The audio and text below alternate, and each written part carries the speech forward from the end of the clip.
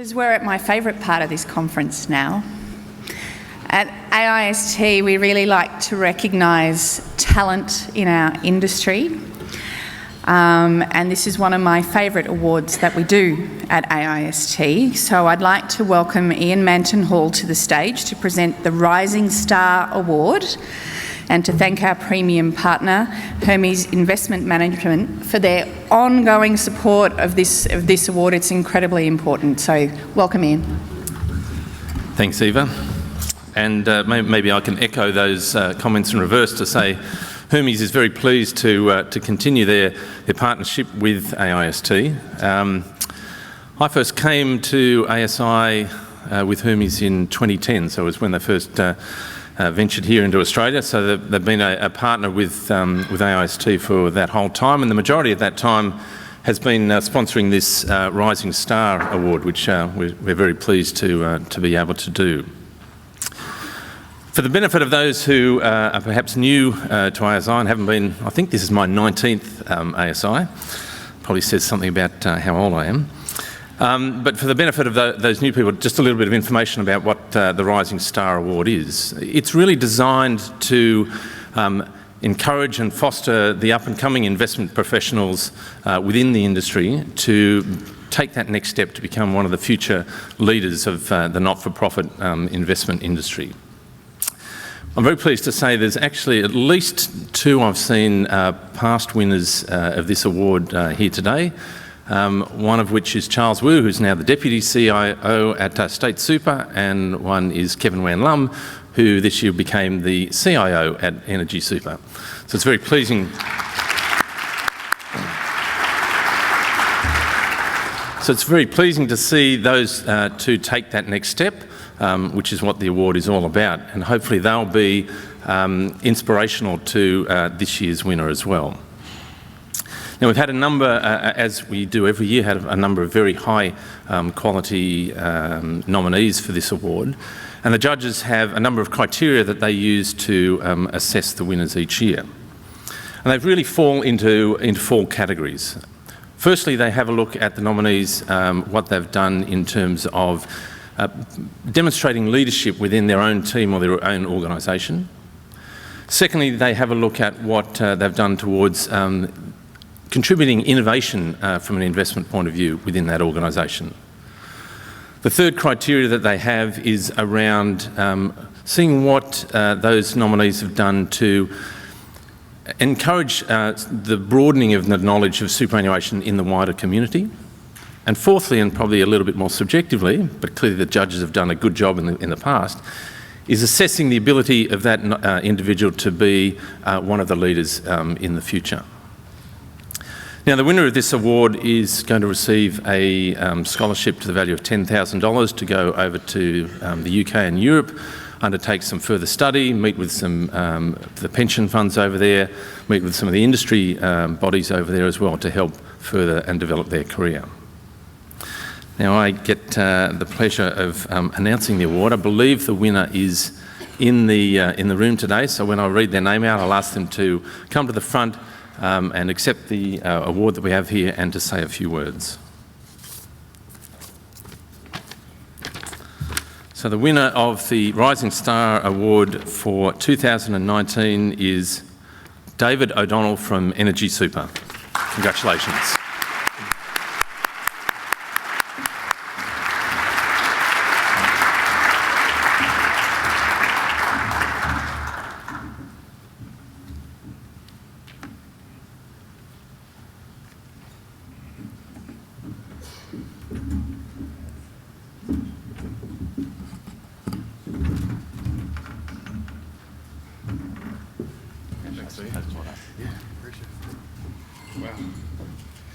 Thank you. Oh, wow, it's completely unexpected. Thank you so much. Kevin, new boss, gave me a bit of a heads up that I was in the running, but I'd sort of said no way that I'd ever win, surely. But fortunately, I did get to jot a few words down, so thank you very much for this award. Looking back, I don't think I've won anything since the under-13's best and fairest cricket team, so it's been a bit of a long time between drinks. But look, I've definitely never won anything this prestigious, and it does mean a lot to me. Reflecting on the last 12 months, there's been a few challenges, within Energy Super, but it's, certainly provided a lot of challenges for me personally, but at the same time has been one of the most rewarding of my career. And I would say that, having the opportunity to be able to step up and prove to myself that I can do it was reward enough in itself.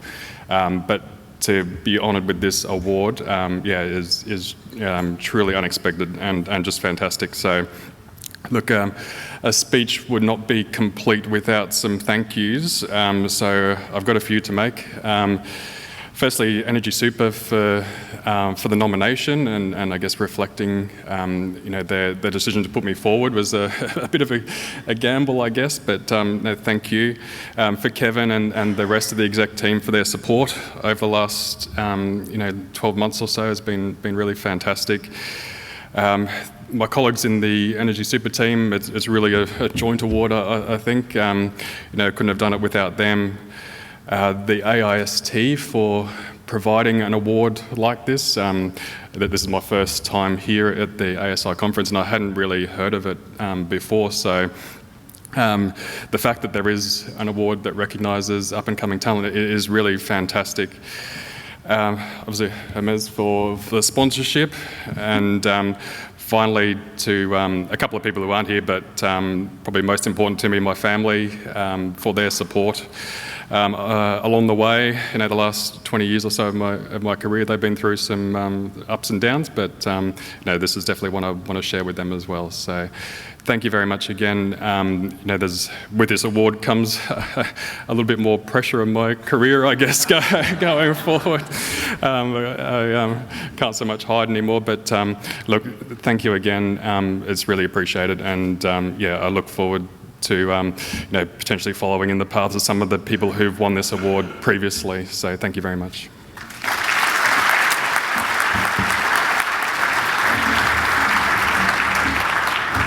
Congratulations again, David. Now I'll call on Gerard Noonan, who's the Chair of Media Super, to come and host the plenary too. Thanks, Gerard.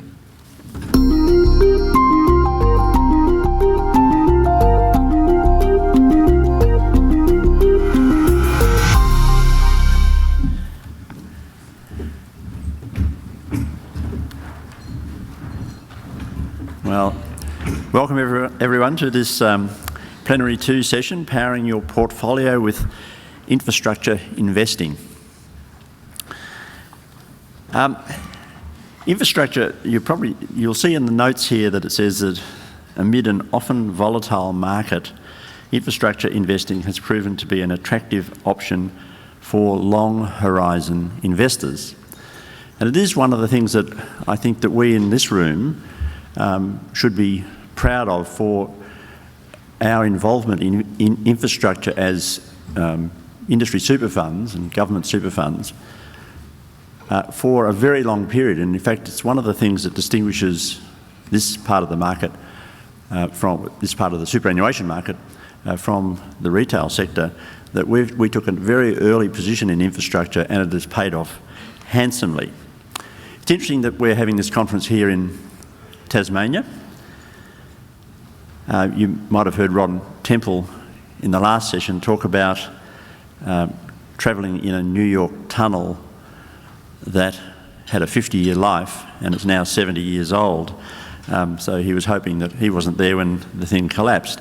But actually in Tasmania and in Hobart, there is a really good example. And I notice that in the room that there are some people who are a little younger than I am, so they probably don't remember this, but in 1975 here in Hobart, a boat called the Lake Illawarra went up under the Tasman Bridge. It was fortunately a Sunday night at about nearly 10 o'clock at night, and the captain of that vessel went through the wrong span, realised his mistake, tried to get out of the circumstance, and the boat came up against the spans of the bridge, and it pulled down a 127 metre section of that bridge. So this is in 1975.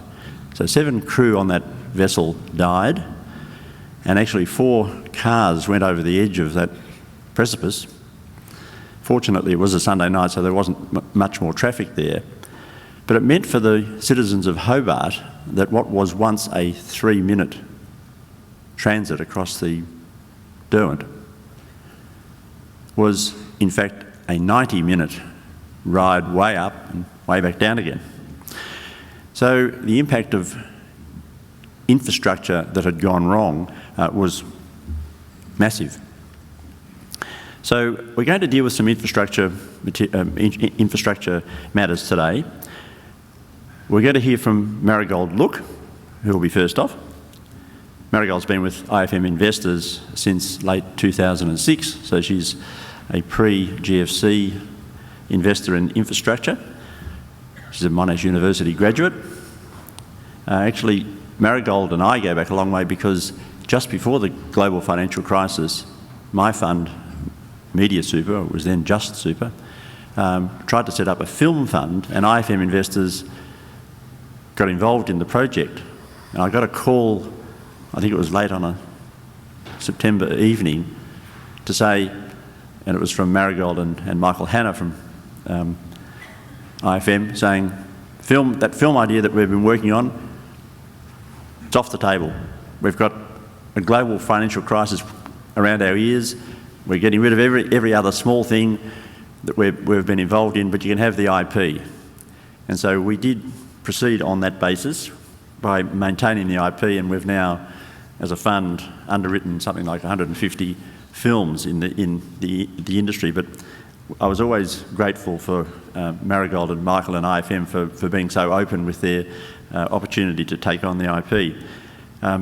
Marigold represents IFM as a director on the Northern Territory Airports Board. So if you've ever got any trouble flying in and out of Darwin, give her a call. John Perry will then take over. John is the inaugural Tasmanian Coordinator General. Now there's a title for you. John's got a lively background in New York and London, mainly in the airline industry. He's a Cambridge graduate with a Master of Business Administration from Cambridge about a decade ago. But when you actually hear him speak, you'll realise that he's actually a Tasmanian lad. So we'll come to John. And then finally, Dr. Dan Norton, who's the chair of Tasmanian Networks and Win Connect, so that we're talking about electricity grids here. Dr. Norton has worked in the transport and electricity industries with experience in public policy and ports and rails and education and health and privatisation and corporatisation and financial management reform. So there's quite a lot of material there. So I'm going to ask Marigold, if you don't mind, kicking off this session. We'll hear from Marigold for about 5 minutes, and then we'll go to John and then Dan. Thanks, Gerard. I thought, given the topic of this session, which is powering your portfolio with infrastructure, and also given what we just heard in the preceding session around the economic environment and the outlook for the global economies, I thought it would be good to firstly recap on the characteristics of infrastructure and how they can be valuable for a portfolio, and then reflect upon our experience at IFM with our infrastructure portfolio during the GFC. Marigold, just before you do, I'm advised that I've overlooked one particular thing. Under the polls and live Q&A in the app, there is a question which might inform this discussion, which you can vote on. You'll see the question is going to come up shortly.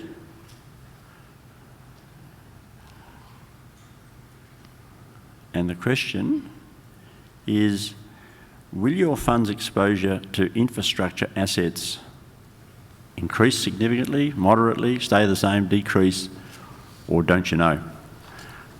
So if you wouldn't mind just voting, and we'll just get a bit of a feel for what this room thinks.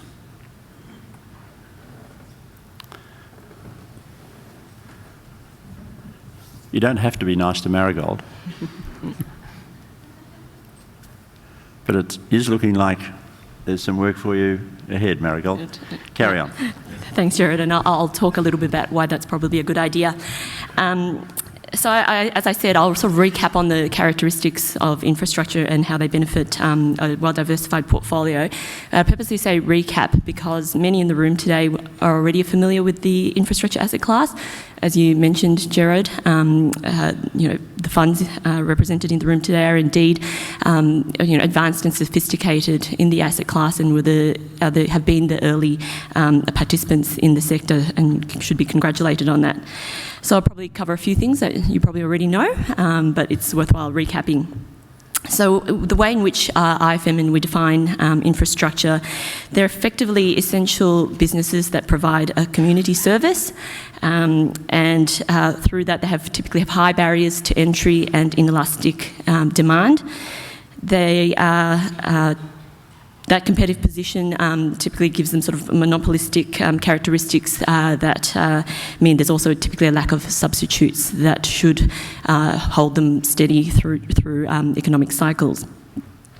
And as a result, they typically display long-term stable revenue streams that are often inflation-linked and also in many cases benefit from economic growth. So, infrastructure has value to your portfolio. It provides diversification benefits. It's typically not correlated with the listed markets, and compared to other alternative asset classes like private equity or venture capital or hedge funds, infrastructure assets typically provide lower risks and stable and often a attractive risk-adjusted return. And finally, as I mentioned, infrastructure has also got a long life nature to it, which means it also matches the profile for many superannuation funds. So I'll put this into context by referring to a few data points that I've picked up from super ratings. The typical balanced fund in 2019 returned around 7%. The top 10 performing balanced funds achieved an average of 8.5% in 2019. And these were primarily the funds from the profit for members sector. So I think many in this room obviously made that list. And I think, Gerard, you should be proud. I think Media Super ranked third with an above average return of 9.7%. The profit for member funds, as you all know, typically have a higher weighting towards infrastructure. For most of them, they on average hold around 20% in unlisted assets, which are sort of around 8 to 12% in infrastructure, which I think, again, you in the room would probably know that stat better than I do. But in comparison, the average retail fund holds around 5% in unlisted assets in aggregate. So finally, a final data point, looking at Australia, our IFM's infrastructure funds.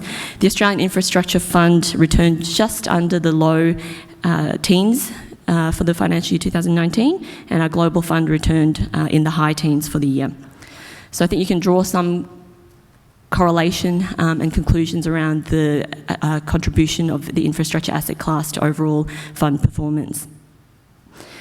So we have had, infrastructure's had an outstanding year, and certainly IFM's infrastructure funds have, but we do see headwinds for returns. As already mentioned this morning, where rates are at with the government bond yield less than 1% at the moment, our return expectations are moderated, and we are seeing anticipating the continuation of that lower for longer environment. So I know I've gone on for a little bit already, and I think the clock's saying I need to, my 5 minutes is almost up, but I just did want to touch very briefly on our experience during the GFC, which is particularly topical as Australia is experiencing a slowdown in the economic environment. We're seeing that with our airports and our ports in terms of volumes of passengers and trade volumes through our ports have been slowing down in the last 2 months in the earlier part of this financial year. So I think it's good to reflect on the GFC at this point in time and, have reflect on our experience with our portfolio of assets, which were really, not entirely immune to the effects of the GFC, but it did broadly demonstrate its resilience and defensive qualities during the GFC. Although I make one exception though during that period, and which was a learning I think particularly for the market, which again was probably something that benefited IFM in terms of some of the failed assets that we were able to acquire during that period. Assets that had inappropriate leverage structures, which involved over excessive leverage, were the ones that struggled during the GFC period. For the rest of for the IFM's portfolio, we saw that operating performance remained strong, which is what you'd expect from core infrastructure assets. So there was robust, still robust demand for most of our assets. In Australia, for example, our airports still continue to grow their passenger numbers. The growth was lower than what we were expecting pre-GFC, but nonetheless, there was demand and continued year-on-year growth. Assets where we expected demand to decline, for example, Colonial Pipeline in the US, which is another asset in our global portfolio, which is the US's largest refined petroleum pipeline, running from the Gulf Coast refineries up the East Coast to New York. We expected, consumption of refined petroleum product and demand during, an economic crisis to slow down significantly. And I think it did, but the offsetting and mitigating factor for Colonial Pipeline was that the refineries that it competed with up north were inefficient, struggled during the GFC and had to slow down their production, which meant more production had to come from the more efficient refineries from the south, which meant volumes and revenue continued to grow at Colonial during that period. There were some other expected and unexpected effects of the GFC on our portfolio, which required us to be very active. We could be as proactive as possible, but at times we had to react to situations which we weren't expecting. One of those was the decline in the equity markets and the effect that they had on the defined benefit pension schemes that many of our assets offshore had. They found themselves in an underfunded position, and that required IFM, as a long-term equity investor with a long-term view of holding these assets through cycles, required us to inject equity to return those defined benefits pension schemes back into a funded position. On the expected impacts, we saw the credit markets tightening, debt spreads and yields increased dramatically during the downturn. What that meant was that for assets that needed to refinance during that period was a need to delever and to support investment-grade credit ratings during that time, and that required us to either withhold distributions or to make equity injections. We also learned that strong relationships with banks, which we had and which we continue to hold, made a big difference when it came to refinancing and accessing bank liquidity when they were very restricted on where they could allocate their money. So I've probably gone on long enough, but just to wrap up in terms of, I guess, what we see as the critical elements of sustaining performance through a potential economic downturn is having a diverse portfolio when it comes to subsectors, geographies, and also revenue streams. Having agile and active asset management. We can be proactive as possible, but at times we do have to be agile and react to situations we're not expecting. And as I already mentioned, prudent and appropriate leverage and maintaining those relationships with reputable counterparties, especially banks. And we undertake a significant amount of scenario testing and downside risk analysis and stress testing on our portfolio to see how the assets will react to various economic scenarios. And that just helps us be a bit more proactive when it comes to managing assets through more difficult economic situations. Thank you, Marigold. Do remember that the AXA Investment Managers live Q&A is now open, and it will be for the duration of this session, so send in any questions you have. I see there are a few already coming through. Let's move now to John Perry. John? Thanks, Gerard. So firstly, on behalf of the Tasmanian Government, welcome to Tasmania. It falls to my responsibility to extend that very warm welcome. I hope that other Tasmanians have shown you similar warm welcome while you've been here. We have And we're very proud of the fact that over 70% of visitors to Tasmania come back, and 60% of those come back within 18 months. So not sure where each of you falls on that horizon, but hopefully we'll welcome a number of you back again. I've been asked to make a few comments specifically about Tasmania, since this is the host for your conference, and just to give you a little bit of background to where we find ourselves at the moment. So in terms of the economic context, this is just a table which gives an indication of how we are performing compared to our 10-year average. And essentially, Tasmania, you don't need to cast your mind back as far as the collapse of the Tasman Bridge to remember that on pretty much every indicator, Tasmania was coming 7th in Australia. And that's changed in the last sort of 5 years. And in many respects, the first indicator and the first lead was really in tourism. And so we've seen compound annual growth of about 6% in tourism, with the largest growth in the international sector. Domestic has been holding up really well, but international has been outstripping the rest of Australia, albeit off a relatively low base. But interestingly, we see about 3 times our population in visitors each year, and we can see that that will grow, and our population growth is growing well as well.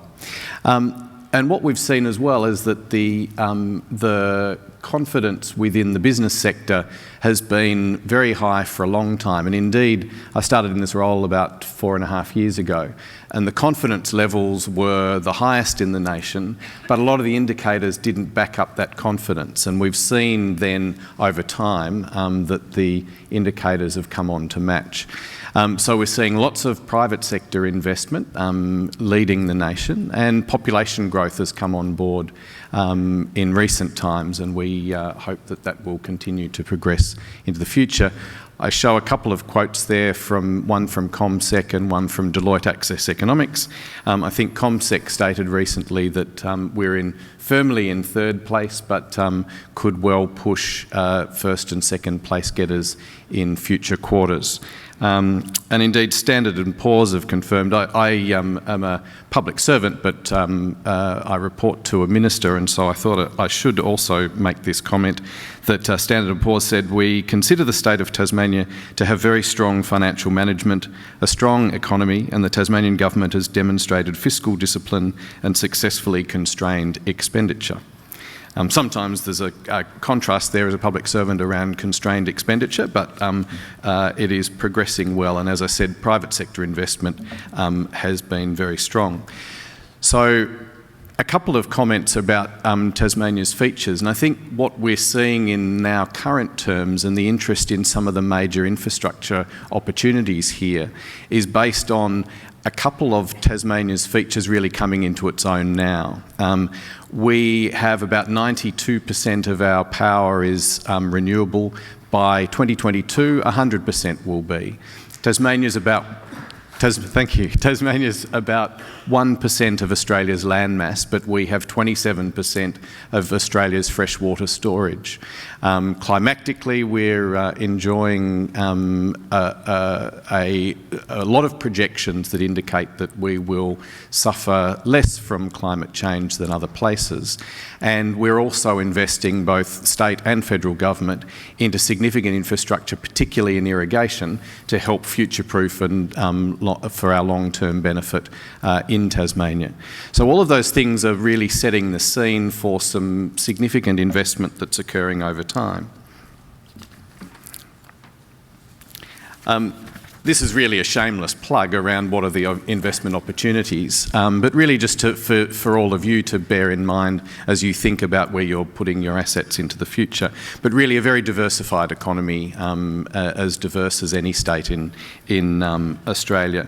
And as I mentioned, what we're seeing in terms of pipeline is some very large infrastructure investments, which Dan will no doubt talk about a couple of those, but really in renewable energy. So So we've got a pipeline of potential wind energy of 4.5 gigawatts. As you may know, Tasmania already produces the most renewable energy in Australia, but has huge potential into the future. And we see that as a really great opportunity, and particularly in relation to new energy. So using our hydro, particularly as firming, but also the wind potential to produce hydrogen, ammonia and other derivatives for powering marine fleets, for powering other countries into the future with zero emissions. In relation to our infrastructure pipeline, it is true that our government has a policy of no privatisations, but there are opportunities nonetheless in Tasmania. And I mentioned before irrigation. That's a long-formed PPP that has seen well over $2 billion invested into the state. And interestingly, while irrigated land represents about 7% of Tasmania's arable land, it produces about 50% by value of our agricultural output, and we're seeing that increase as we roll out more irrigation schemes across the state. We recently published our 10-year infrastructure pipeline, which is governments and government business enterprises pipeline. And that's of $15.2 billion spend over the coming 10 years. To give you an idea around, and if you average that $1.5 billion, historically we spend about $1 billion in relation to private sector investment in infrastructure. So this is going to be very substantial going into the future. And this doesn't include all of the renewable energy pipeline that I was mentioning before, which stretches to many billions of dollars. We're also preparing a 30-year plan, and the reason for the 10-year plan is so that the private sector, which typically is responsible for constructing all of this infrastructure, needs to have that certainty so that they can skill up their workforce to be able to deliver this on time and on budget into the future. So overall, a very exciting prospect for Tasmania, and once again, welcome to Tasmania.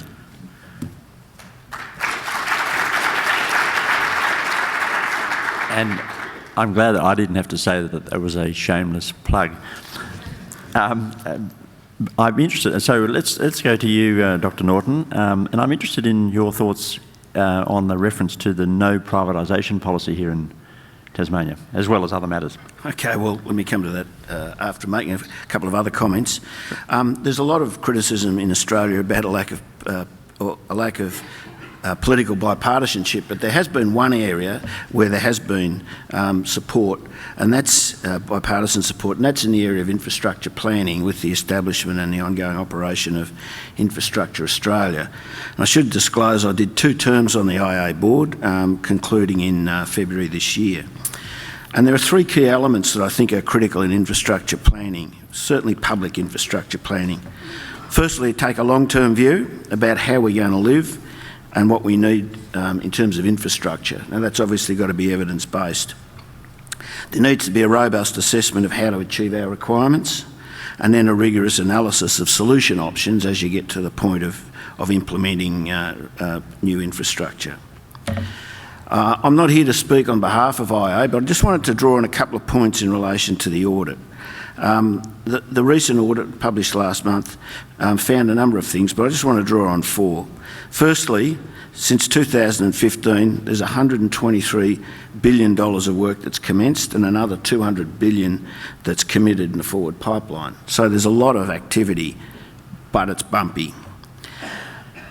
At the same time, a new wave of investment and reform beyond that is evident, and that's driven by a number of things. Expected population growth, social, economic and environmental factors, including emissions reductions, and also technological change.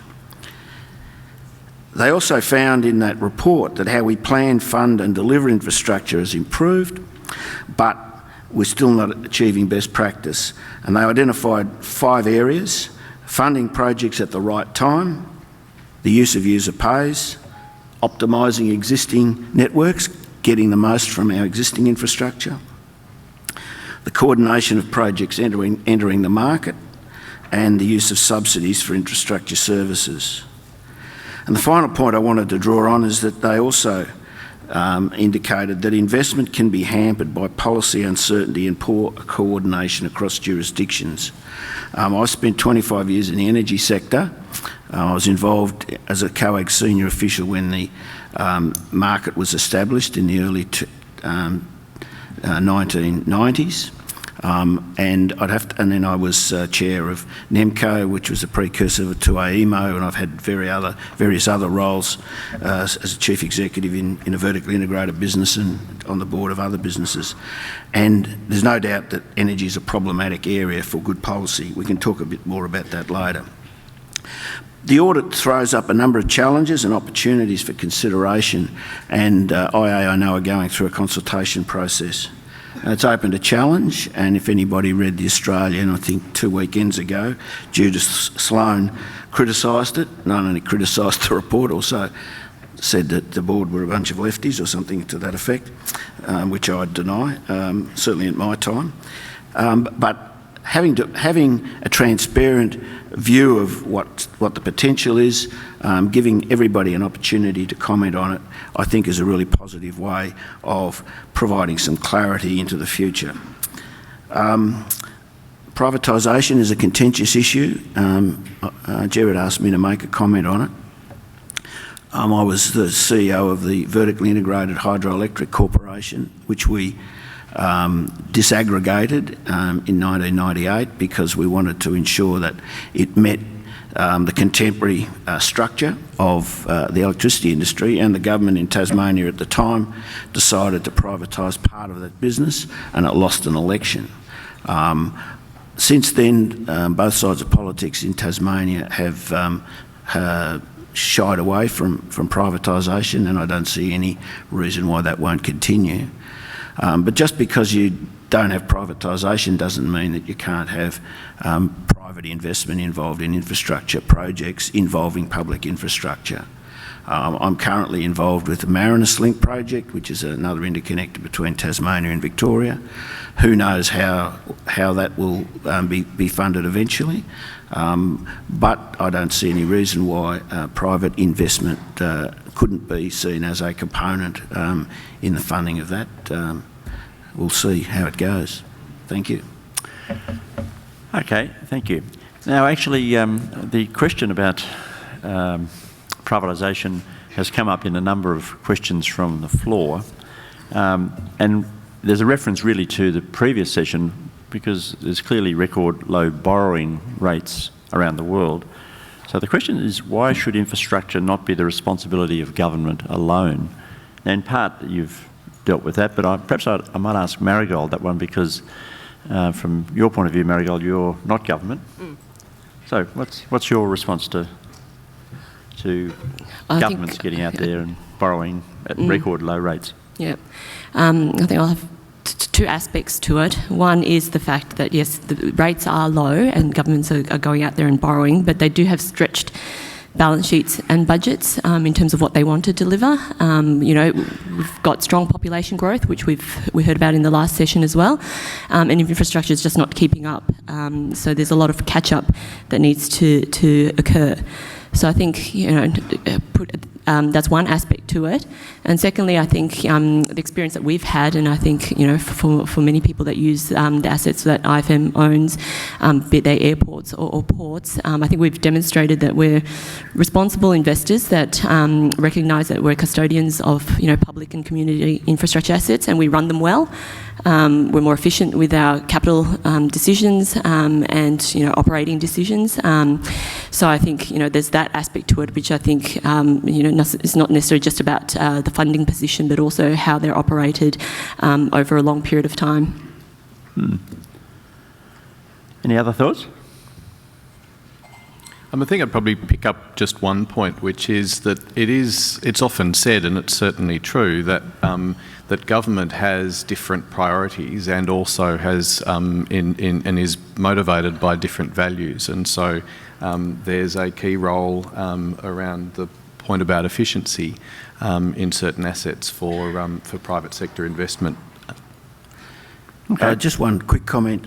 There's been a lot of public investment in transport infrastructure, and there's been a lot of private participation in those developments, provided that you've got user pays and provided a project can be appropriately de-risked. There are some great examples, I think, where private enterprise or where private investors can come in and buy access to particular infrastructure, road infrastructure in particular, and there's probably scope for more of that. But of course, there's got to be a component there that generates the revenue that pays the investor back. Okay.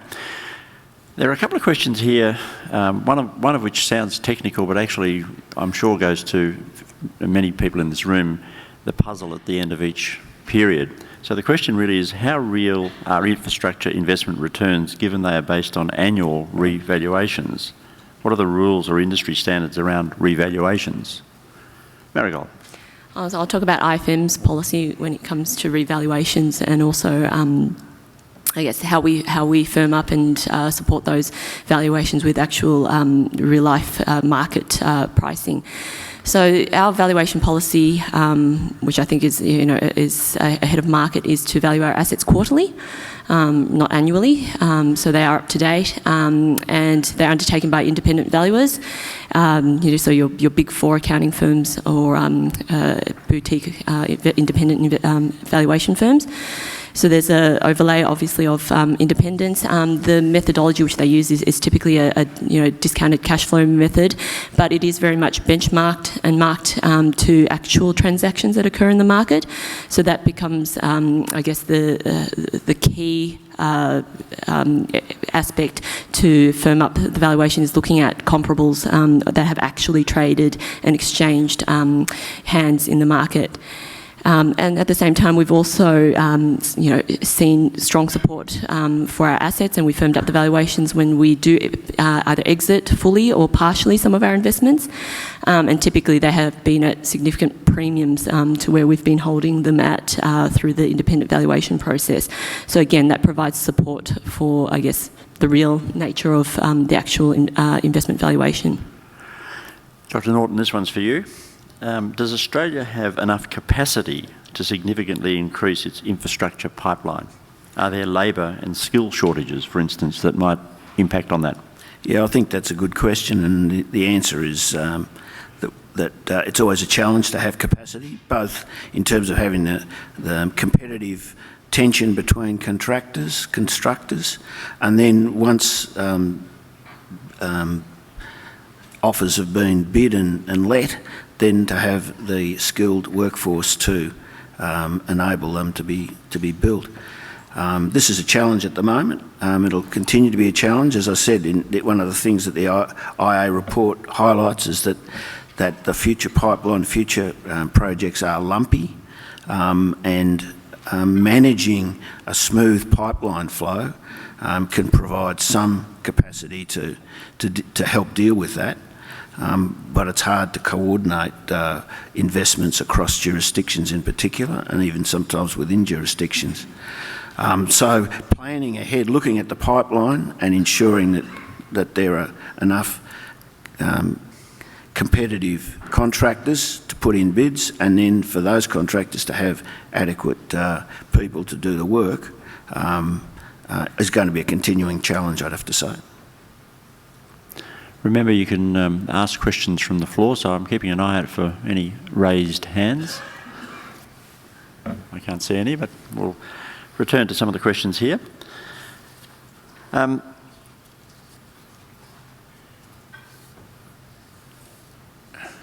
just going over the ones that might cause trouble. Seeing if I can find any.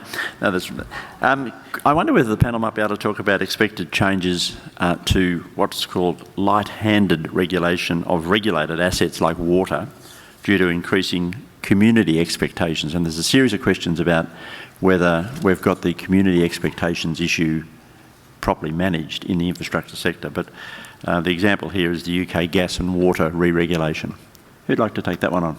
I know it affected IFM at one early stage, but...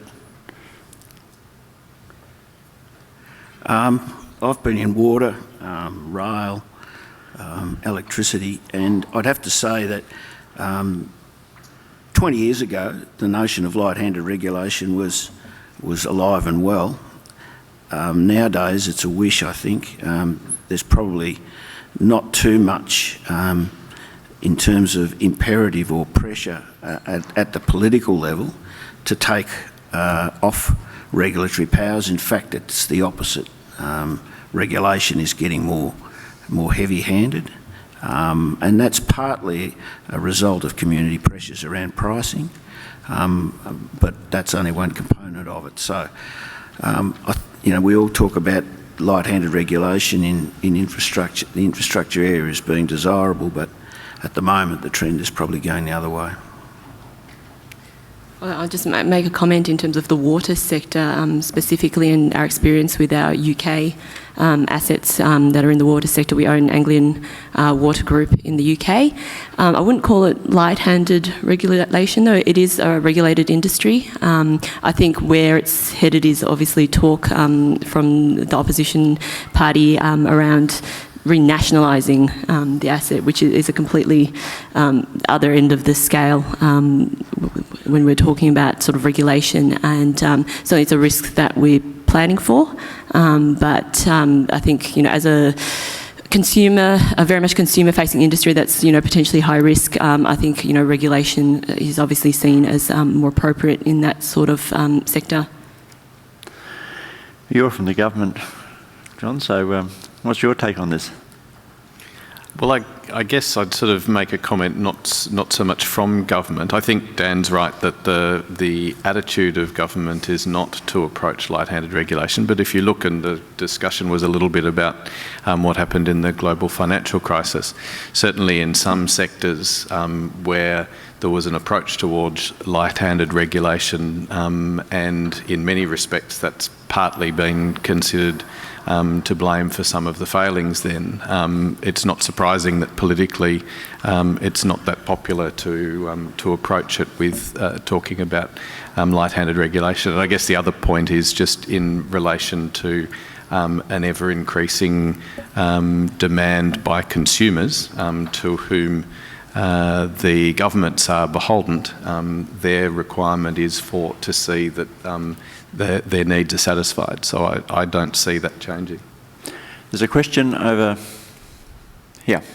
Could you identify who you are first? Sure. So I'm Travis from Vic Super. I just wanted to ask a couple of questions about ESG, and given that you were talking about pipelines, oil pipelines in particular, just what do you think the long-term risks are around stranded assets, and as things change with fossil fuels, what do you see as the exit strategy and over what time period? You mean for investments in pipelines and things of that sort? Correct, yeah. Okay. I think we are seeing a theme globally around decarbonisation, and indeed IFM is very much focused on ESG and carbon emission reductions. I still think our view is that there's still longevity, in these types of assets. For example, like the Colonial Pipeline, there is still a need for, refined product for the foreseeable future until sort of new energies and technologies come into play. But I think there's still a fair way to go on that. So across our portfolio, the focus is very much around reducing carbon emissions that are generated from infrastructure, and we've set real targets for our Australian portfolio, and we'll be embarking on that challenge to do the same for our overseas portfolio very shortly. But I think there was a lot of sort of media around this last week, but we have set a target to reduce carbon emissions from our top 7 assets in Australia in a range of sort of 8% to 24% in the next 5 years, and then another sort of between 38 to 100% by 2030. Again, these are real targets that we've set. Again, we don't do it, without a commercial basis for it as well, in terms of ensuring that there is that reward that comes out of it. And Gerard mentioned I'm on the board of NT Airports. Approximately 2 years ago, we sort of completed a large-scale solar installation, the world's sort of largest airside PV solar array alongside the runway there. And again, that was, it was a win-win situation in both improving sort of the environmental impacts of the airport, but also, saving the airport a significant amount on electricity to the tune of sort of $2 million a year. So there's a financial imperative as well as sort of the, the ESG principles that we adhere to. Okay. We're reaching the end of the time for this session. Just one very brief question. We've noticed that, in particular Canadian, but other pension funds from around the world have come and bid for what are effectively privatised government assets here in Australia. And there's been concern in our sector about the overpricing of those. And I know that sometimes we've stood aside from that because the prices are too high. Is that going to continue as an issue? I suppose that there are two different views on this, one of which is that's good if you're in government. It's not so good if you're the bidder. So just a brief response. Doesn't have to be long. I think the privatisation of sort of brownfield government-owned infrastructure, I think we sort of reached the end of that sort of program across Australia. I think the few states that have assets left in government hands are sort of in that position, like Tasmania, where it's not looking like they will privatise anytime soon.